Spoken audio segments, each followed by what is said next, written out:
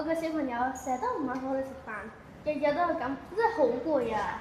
媽咪見到你咁煩惱，不如試下用呢個食飯小教練啊！咦？呢個有咩用啊？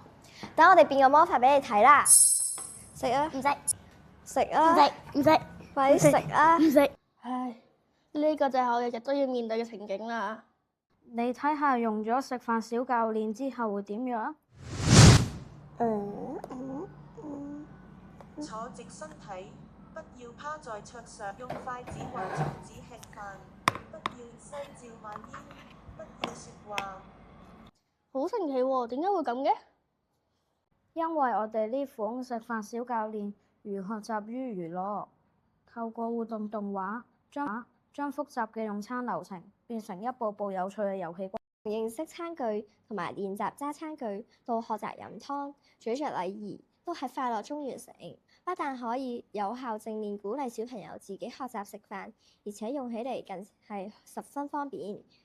只要用手機 NFC 掃描就可以原來係咁。我哋呢個 app 除咗有動畫輔助學習之外，亦有問答測試，令小朋友可以自己進行練習。做完之後都可以自己睇見自己嘅成績，增加學習動力。哎呀！唉，又要執飯啦。唔緊要，睇下食飯小教練點樣幫佢啦。珍惜每一粒糧食，吃完後把餐具放好。唔通呢個餐墊有磁石？冇錯，我哋運用咗視覺提示同磁吸功能，唔單止可以令小朋友擺放叉同匙羹嗰陣時有正確嘅位置，仲可以避免唔小心。